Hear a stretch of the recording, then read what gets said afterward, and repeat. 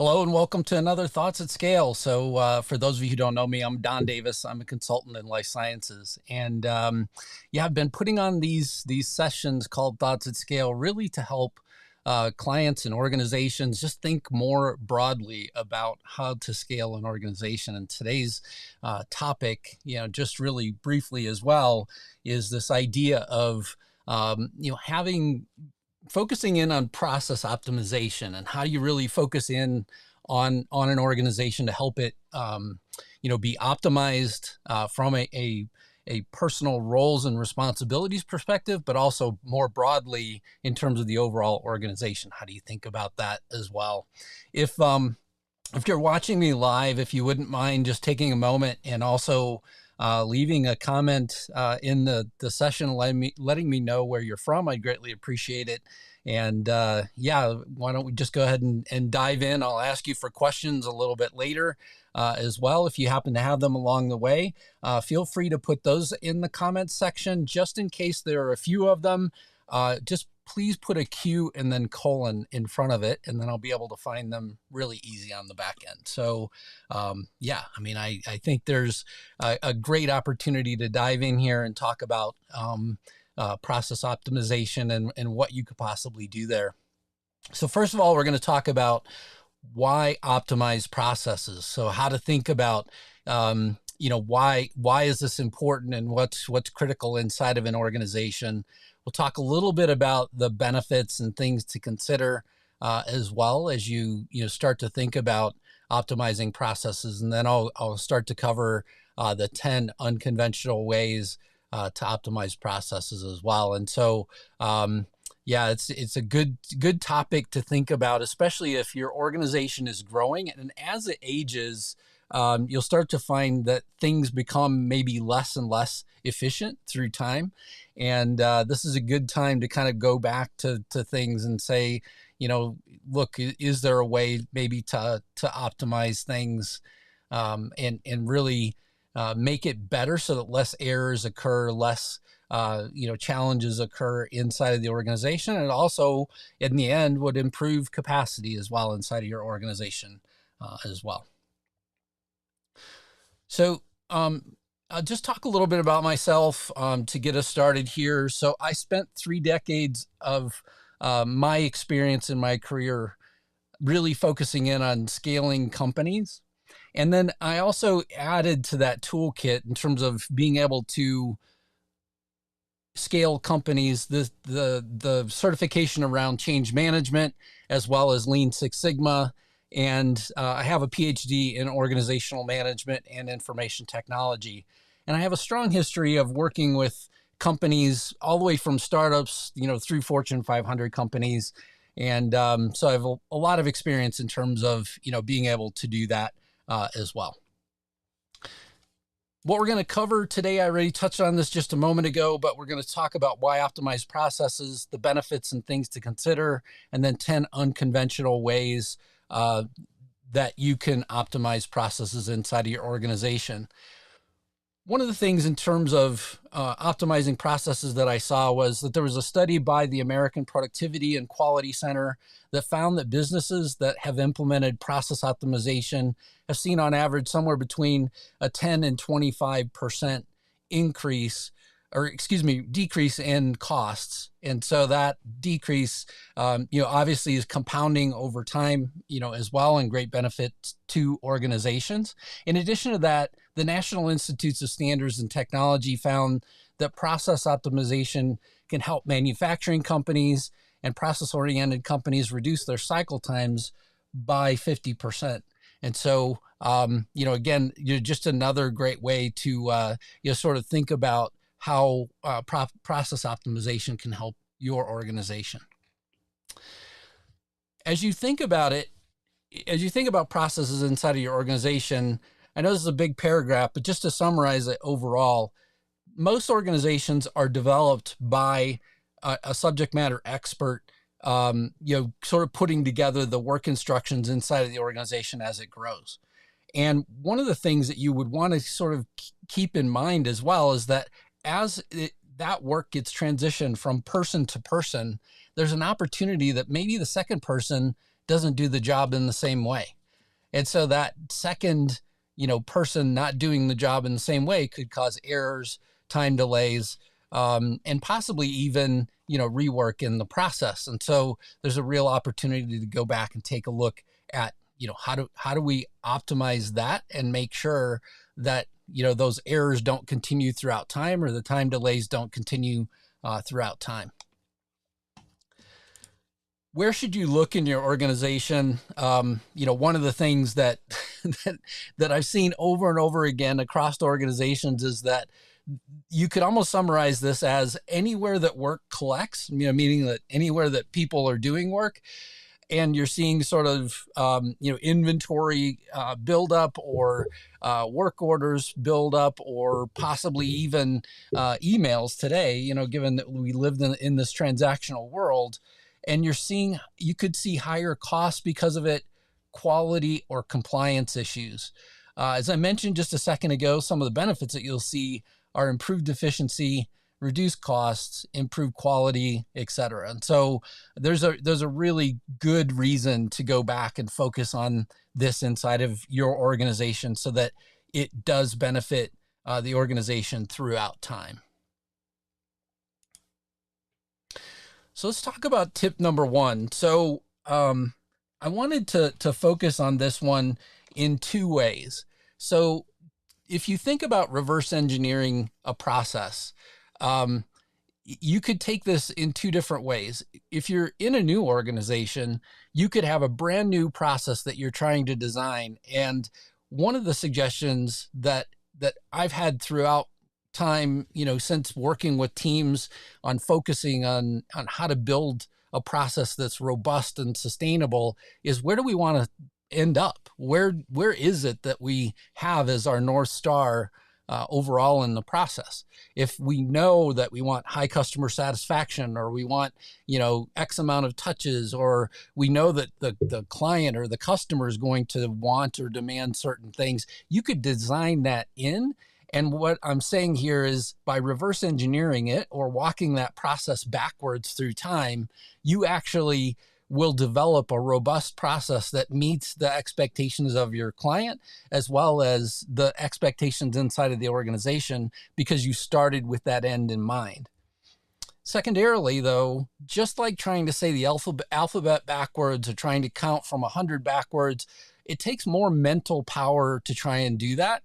And similarly, if you take a process that exists today and you walk that process step by step backwards, you'll all of a sudden start to see things that maybe you didn't see before. And one of the lean terms that's added to this is this idea of going out and seeing. So the idea of, really getting out there and watching the process happen, and walking it backwards is something that would be advantageous to do in this particular item, to really understand exactly what's happening at each and every step. But start at the end, start near the delivery process and walk your way back. Start near the client and walk your way backwards to your organization. It's a distinct opportunity to put a set of new eyes and really take that beginner's mind into effect as you take a look at your processes. The next one is time boxing. So the idea here is, and I've heard time boxing in meetings, hey, let's take this topic and let's deep dive it for the next 10 minutes and then we'll set it aside. So I've heard, those sort of ideas in terms of time boxing. But what I'm suggesting here is that inside of a process, you could allocate a certain set amount of time. And if the time goes outside of that time, then you may want to revisit that part of the process to try and figure out, is there a way to optimize this even further? Is there a way that maybe somebody's stopping and waiting for an approval, stopping and, going and checking something else, or something else we're going to touch on a little bit later is maybe they have multiple things coming in at them all day long, like most of us, where you have instant messages and other things that are happening those things actually become things that could cause delays. And so by time boxing, you may actually start to see things that maybe you wouldn't see otherwise. So, you could say that, hey, look, for processing a particular order, for doing a certain part of research. I mean, oftentimes, we're doing sample testing and things like that. So for that, what is the expected amount of time that we expect it to take? What does it take to actually document the results? Each one of those things is an opportunity to sort of go back and look at the process that you're living with today, and how do you optimize that for the future. This next one is process fusion. So this is the idea of joining two processes together. One of the benefits of being in and around a lot of great coaches for lean throughout my career, I actually have had the opportunity to work with people who have done this idea of single piece flow. So that essentially they go from raw material to finished good, or pretty near finished good inside of manufacturing. And a lot of times in a transactional sense, we can do a similar sort of thing. So as handoffs happen throughout time, think about this idea of each one of those handoffs is an opportunity for a delay inside of your organization. And so by joining two processes, you might actually find an opportunity to sort of combine the work that happens maybe into one role, but you might be also able to combine where people sit. Oftentimes organizations are structured by the silo that they sit in. So you think about marketing and sales oftentimes set separately, but the bigger that the organization gets, eventually most organizations wind up with a sales operations team. If that sales operations team truly sits way away from the marketing team, oftentimes there's a feedback loop that's missing from the team. And so there's an opportunity, again, to have people sit closer together so that feedback loop gets closed and the work that's happening, gets transitioned much more readily between the two different departments as well. I love this next one. It's gamification. And so if you think about, in this example that's in the picture is more or less, having like a goal, some form of learning, and then a reward, and then whatever you're trying to achieve. But the whole idea could be, hey, look, we are going to put on some form of a playboard exactly, how we're performing in terms of the things that we have to hit, and make that visible for everybody inside of the organization. And we're going to celebrate each and every time that we complete a certain amount of things. And one of the organizations I was in very early on, and some people may remember this as well, in terms of organizations that they've been in. But I remember being, in organizations long, long ago where every single time that a sale came in, they rang the bell. And what was funny to me about that was that not only would they ring the bell for us in the office, the sales rep was oftentimes on the phone whenever they rang the bell as well. And so sometimes the CEO would be involved in pushing the button and celebrating the sale with them. It was just a great way for them to acknowledge, this idea of, hey, they just won a significant sale. And so if you think about your organization and doing something similar, you could have, hey, look, we're going to complete X amount of designs today inside of our organization. If your organization does like designing the location where your equipment's going to go, or it could be something where, hey, look, every single time we cross a certain, number of tasks or milestones, we're going to celebrate that. And we're going to make the achievement of that goal very visible for everybody inside of the organization. And especially make it something that the team really recognizes as well. And so, I think gamification, as well as that celebration, this whole idea of having a trophy as symbolized here, is something that also is very important to a lot of people as well. And so just a great opportunity to, pull the team together and gamify, if that's a word, the achievement of key goals. Up next is dynamic scripting. So this is, something for all of our very intense, data-driven areas of an organization, there's oftentimes so much that we do with like bioinformatics, and we're trying to figure out exactly whether or not if we're getting the data that we need. Sometimes we're using machine learning or AI to try and get a certain amount of data out. And this is an opportunity with dynamic scripting to say, hey, we're either on track or we're off track. And if we're off track, what can we do more dynamically, either with resources, meaning people or machines, or even the processes that we have to adjust them so that they more align to the work that needs to get done as well. And so you would need to have some level of thought put into exactly one, what are the sort of root causes that would drive things to be outside of the norm? And then once you're outside of the norm, then what happens to help you recover, to pull things back in? And how are people informed about it?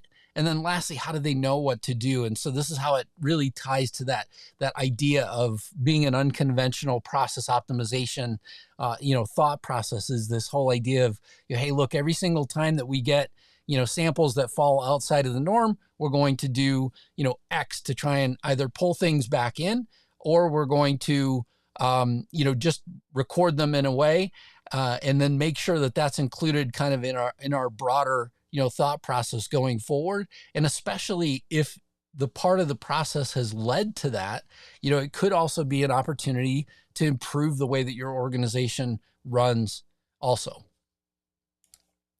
The next one is decentralization. So oftentimes, whenever I talk to leaders, you have so many decisions that have to go up a chain. And I've talked about this in a couple different occasions in these sessions where I would say to any leader, where the decisions are oftentimes away from the teams that are actually working on them, it's costing you a lot. It's costing your organization time and effort, probably a little bit of anxiety, on behalf of some of the people that are having to, escalate things to help get, decisions made. And so taking those ideas and making them more a part of the core teams that have to decide things inside of projects is really, again, a benefit to your overall organization, and something to consider in terms of, how do you really sort of, up that level of capability to try and make sure that you've got a way to really, make decisions inside of the area where the challenge is being met. The next one has to do with process pairing. And so this is more or less, taking people that need to be together, and putting them together inside of your organization. I mentioned just a minute ago, having the marketing team maybe set near sales operations, because they're oftentimes, sales operations has data or has information about what's working and what's not working in terms of your sales performance. And so that's one example. A drastic example that for anybody that's previously worked with me at GE, a more drastic example that we had there was, we had core pods of people inside of our design center, that would design the location for the different equipment that was going into the different hospitals. And these individuals needed to be together to help speed decision making, as well as getting, things pulled together more quickly. They were all in individual cubes whenever we first started. And then we designed pods where those individuals were all collected together. If you kind of think about an open office environment today, you may have something similar already in that open office environment, but the whole idea is to have those things, regardless of the function, have the people, regardless of the function, sitting together so that those processes can be paired as well. And then they also need to talk to each other about what works in the handoffs and what isn't working. And by having those processes more or less matched between the two handoffs, it really benefits the organization from having, the capability of really being able to bring things in and hand them off with hopefully less errors than what occur today. This next one is around elastic sourcing. So resourcing. And so this really focuses in elastic resourcing. Elastic resourcing focuses in on having resources dynamically allocated based on the process demand. So this would be, if you have people that are capable of carrying out multiple functions in the organization, maybe there are times whenever workloads are peaked in that other part of the organization. And what's funny is small organizations do this naturally. Whenever you're really small and you have very few people that you can go to, you'll oftentimes talk about the work that's happening and how do we get that work done. And especially if somebody says, hey, look, there's just too much for me to do and this allocated amount of time, I'm not going to be able to do this. Then oftentimes I've found that smaller organizations will have these brainstorming sessions where they think about it. How do I actually get the right people in the right place and think through, allocating bodies to the places that I need them. As the organization gets bigger and you start to think in this more siloed fashion instead of the goal-oriented fashion, you start to think about that less and less. And so there's an opportunity to bring everybody together and at least have that conversation about how do we really, maximize the resources that we have and make sure that the work that we need to get done, if it can be carried out by other functions or, other people inside of the organization, let's try and think through how to have that done. And I've seen other, even large Fortune 100 companies, when they start to think this way, I've seen them be able to pull this off and really do it, whether it's on the transactional side or the manufacturing side of the organization. I've seen them be able to reach across the aisle, if you will, and say, hey, look, I've got, one or two resources I could allocate to this particular body of work, and they have the skill set that's needed. And, there may be training or whatever that person might need, but at the same time, you could actually, then move people into an area temporarily just to have them, again, more or less react to the work that needs to be done inside of the organization. Next, let's focus in on feedback loops for a minute. So if you think about a feedback loop, oftentimes, I've seen inside of companies will have, a level of coming back together and talking about what worked and what didn't, let's say in a particular project, we want to pick apart what worked and what didn't. Maybe you take customer surveys, and customer surveys are an opportunity again to kind of revisit the body of work that was done and, what worked and what didn't. There's a real opportunity to come back and take a look at, how do we more real time take a look at the things that need to be done inside of the organization, to really focus in on, providing that feedback more real time so that changes can be implemented as you're going through the process itself. And so to optimize a process, oftentimes you need that more real-time feedback. And through some of the things that I mentioned before, you can actually get to this point of having more real-time feedback. If you think about, some of the process pairing, thought process or joining the two processes together, those two things should allow a more seamless effort in terms of this feedback loop to say, hey, this is what works and this is what doesn't inside of our organization. So just a real opportunity there as well.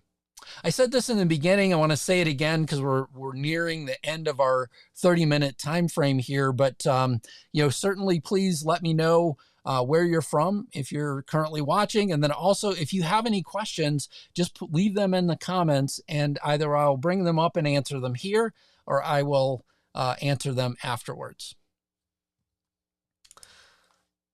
This next one, in terms of chaos testing, is the idea of looking at a particular process and intentionally introducing disruptions to test the process resilience. And I see this a lot on, even like the security side. So, we're entering a point in time where a lot of companies are testing their cybersecurity, and you see a lot of this on the IT or cybersecurity side, where they want to test what works and what doesn't, even in terms of informing people about spam and other things. What I don't see a lot of, and I think this is a real opportunity in terms of thinking about your processes and what might work or what won't work, is this idea of chaos testing. So if you're worried about like incoming sales, what if, one day all of a sudden we had, 100 times more sales? What would happen then? What would happen if all of a sudden we had 1,000 more samples come in that we hadn't expected? Could our lab actually handle that? Could we actually, handle something if a particular result fell in an unfortunate location? Thinking through those things now instead of waiting until later is something, again, that would benefit most organizations in terms of being able to go back and say, hey, let's maybe react or do something differently in terms of designing the process or optimizing it, instead of continuing to let things happen. I've also seen a lot of organizations where, you'll see the same error happen over and over again. And, there's oftentimes, I see a lot of fingers get pointed at, let's just say one individual inside the organization may get pointed to, throughout time as being the key indicator of that particular problem. Well, what if that person were changed? What would happen then? Would the problem still continue to occur?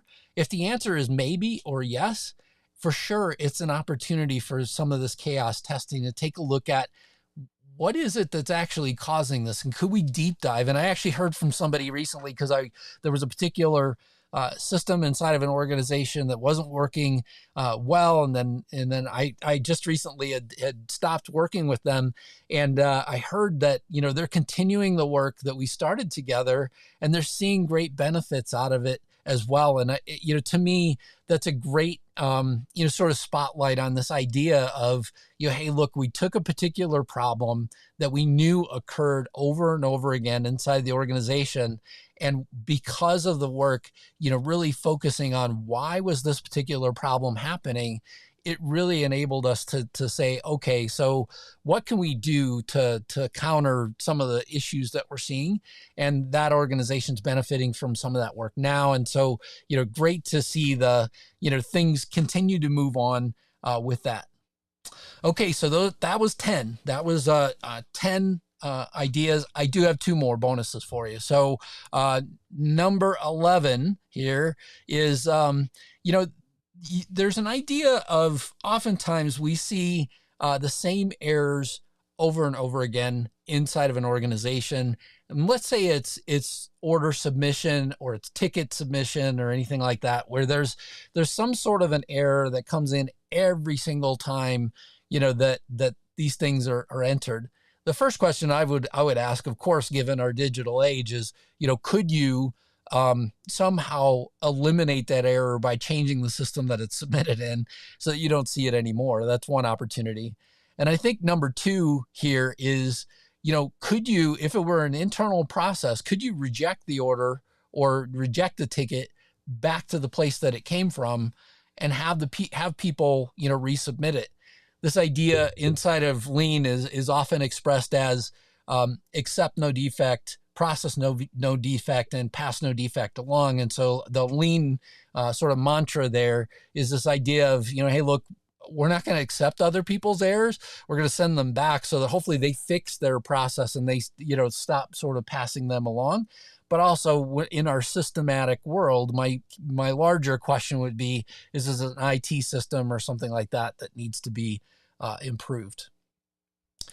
And then number 12, just the last one here, is, controlled submission. So the idea would be, instead of having lots of ways where stuff can come in as shown on the screen here, could you focus this in on one particular way that overall helps the organization. So if you think about somebody that's a receptionist inside of an organization, I don't know how they manage their world oftentimes, because they're getting instant messages, they're taking phone calls, they're oftentimes, seeing people come in the door physically. All of those things are distractions inside of the day. And so in some cases, in some smaller organizations, those same people are carrying out critical functions inside of the organization. So maybe they're helping with HR, or maybe they're helping, with the organization in terms of processing some form of, data or something inside the organization. And that level of distraction, could be detrimental to achieving your goals. So the key here is, could you eliminate one or two of the possible ways that people can do things? Let's just say, if you eliminated the ability for somebody to distract somebody via email, by not being able to submit an order or something like that via email, that might be a better way, because then you could control the way that the data is going to this individual as well. So hopefully these 12 tips, I promised 10, I gave you 12 today. Hopefully these 12 tips have helped you. If you need support or you want to go deeper, I'm here to do that. Direct message me on LinkedIn. Feel free to visit my website. It's 5280lsc.com, 5280 LSC, lifescienceconsulting.com. And I'd be happy to meet with you and talk to you about anything that you're looking to overcome here in terms of your people, process, or your strategy. We really help organizations scale their organization by focusing in on the people, process, and strategy, people, process, and technology, with strategy as a focus for the organization. And this is something that we've been doing now for the past 3 years. And I just wanted to make the offer to help answer any additional questions that anybody might have. For those of you that joined me, thanks so much, and have a great week.